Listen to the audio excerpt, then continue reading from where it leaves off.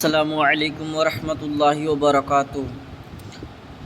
آج ہم لوگ دوسرا چیپٹر یعنی سہیل عظیم آبادی کے بارے میں پڑھیں گے۔ اس سے پہلے ہم لوگ پہلا چیپٹر پڑھ چکے ہیں شبنم کمالی کے بارے میں۔ اگر آپ اس ویڈیو کو نہیں دیکھے ہیں تو جا کے وہ بھی ویڈیو دیکھ لیجئے، اور اسی چینل پر پہلے کا بھی پڑھایا ہوا موجود ہے تو آپ پڑھ سکتے ہیں۔ اب سہیل عظیم آبادی کے بارے میں پورا ہم لوگ ڈیٹیل سے پڑھیں گے، تو چلیے اب ہم لوگ ویڈیو کو شروع کرتے ہیں۔ یقیناً آپ اگر اس چینل سے پڑھیں گے تو آپ کو اگر اردو پڑھنے لکھنے آ رہا ہے تو بالکل آپ کو 90+ دلوا دیں گے، اگر آپ اس چینل سے جڑ کر پڑھتے رہیں تب۔ یعنی صرف آپ کو لکھنے اور پڑھنے آنا چاہیے، باقی سب ہم پر چھوڑ دیجئے۔ کس طرح سے آبجیکٹیو پڑھانا ہے، کس طرح سے آپ کو یاد کروانا ہے، یہ سب ہم ذمہ لیں گے۔ آپ صرف اس چینل سے جڑے رہیں اور پڑھتے رہیے۔ تو چلیے ہم لوگ بنا وقت گوائے ویڈیو کو شروع کرتے ہیں۔ تو دیکھیے سہیل عظیم آبادی سب سے پہلے کیا لکھے ہیں، تو سہیل عظیم آبادی بھابھی جان لکھے ہیں، جو ایک افسانہ ہے، ٹھیک۔ اب ان کے بارے میں پڑھتے ہیں تو دھیان دیجئے۔ سہیل عظیم آبادی کا اصل نام سید مجیب الرحمان ہے۔ یہاں سے سوال آتا ہے سہیل عظیم آبادی کے اصل نام کیا ہے، یا بچپن کا بھی نام پوچھ دیتا ہے تو سید مجیب الرحمان دھیان رہے گا، سید مجیب الرحمان۔ یہ پڑھانے کے بعد پورا ڈیٹیلز بھی آپ کو بغیر دیکھے ہی سمجھا دیں گے، تب آپ کو کہانی کی طرح یاد ہو جائے گا۔ چلیے آگے دیکھتے ہیں ہم لوگ۔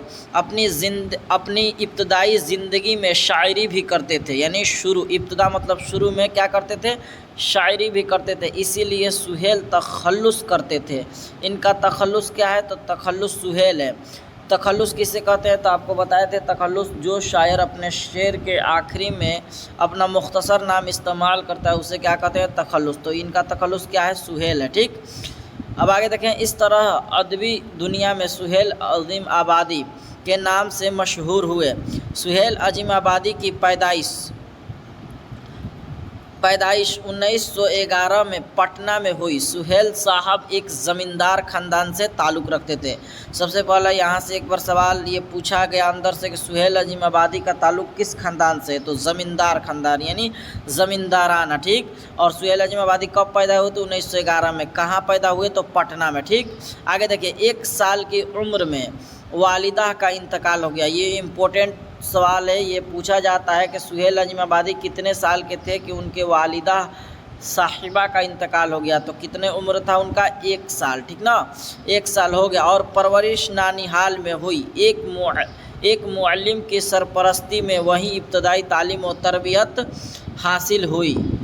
ویسے ان کا آبائی وطن شاہ پور بھدول ہے۔ یہ پوچھتا ہے ان کا آبائی وطن کیا ہے تو شاہ پور بھدول ہے، جو پٹنہ ضلع میں ہی واقع ہے۔ یعنی کہاں ہے تو پٹنہ ضلع میں واقع ہے، ٹھیک نا۔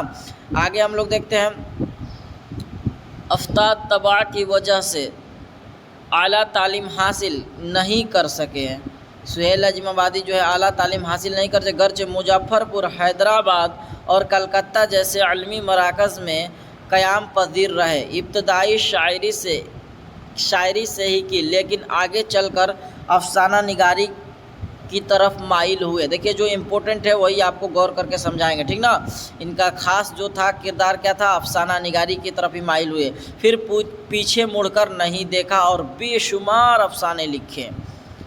آگے دیکھتے ہیں ہم لوگ، یعنی افسانہ نگار یہ سہیل عظیم آبادی ہے، اور بے شمار افسانے لکھے، جب تک لکھنا شروع کیے پیچھے مڑ کر بھی نہیں دیکھے۔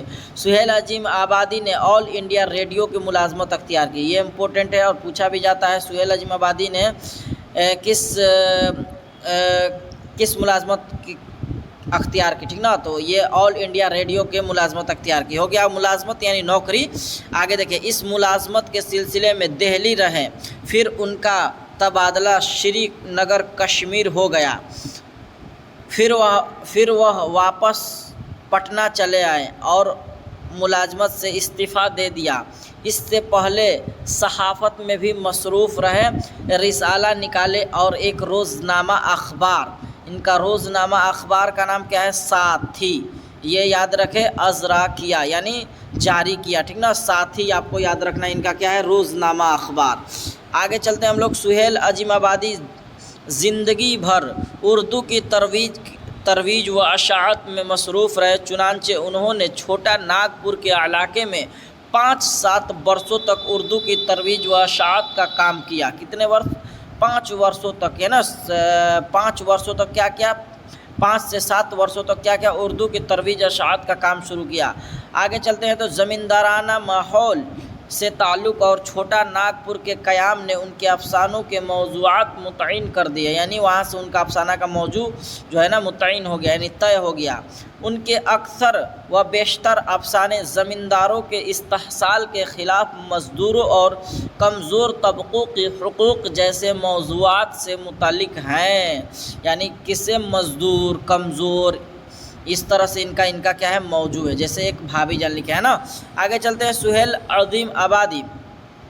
सुहेल अज़ीम आबादी की तहक़ीक़ात में उनके 3 अफसाने मजमूए, देखिए ये इम्पोर्टेंट है तीनों, 4 चेहरे पहला, दूसरा अलाव, ये दूसरा अलाव और आदमी के रूप हैं, और एक नाविल बेजड़ के पौधे। सबसे पहले एक नाविल का नाम बेजड़ के पौधे, और 3 उनकी अफसानवी मजमूए हैं। पहला 4 चेहरे, देखिए कभी कभी पूछता है 4 चेहरे कब शाये हुआ, तो आपको बता दें इस किताब में नहीं दिया है। 4 चेहरे की अशाअत जो है 1934 में है, ये भी याद रहेगा कि 4 चेहरे कब शाये हुआ, तो 1934 ईस्वी में पहला इनका मजमूआ है 4 चेहरा, ठीक ना। फिर अलाव और आदमी के रूप, ये 3 हो गए शेरी मजमूआ, और एक नाविल कौन सा है, तो बेजड़ के पौधे। आगे उनके मजमूओं के अलावा सुहेल के अफसानों की तादाद कुल कितना है, 125, कितना है 125 तक पहुंची है। 1980 ईस्वी में सुहेल अज़ीम आबादी का इंतकाल हो गया, यानी पैदा देखिए आप अच्छा से समझिए डिटेल्स के साथ। अब बोलते हैं, सुन लीजिए। सुहेल अज़ीम आबादी के सबसे पहले पैदा कब हुए, तो 1911 में। कहाँ पैदा हुए, तो पटना में, है ना, पटना में पैदा हुए। और उसके बाद उनके वालिदा का उनका उम्र जब 1 साल का था, तो वालिदा का उनका क्या हो गया, इंतकाल हो गया। सुहेल अज़ीम आबादी ने 3 अफसानवी मजमूए लिखे, उनका नाम अभी बताएं आपको क्या क्या है। 4 चेहरे 1934 में शाये हुआ, उसके बाद अलाव आदमी के रूप, तो ये 3 हो गए अफसाने मजमूआ। उसके अलावा एक नाविल लिखे जिसका नाम है बेजड़ के पौधे। क्लियर हो गया। सुहेल अज़ीम आबादी किस ख़ानदान से ताल्लुक़ रखते थे, ज़मींदाराना ख़ानदान से ताल्लुक़ रखते थे।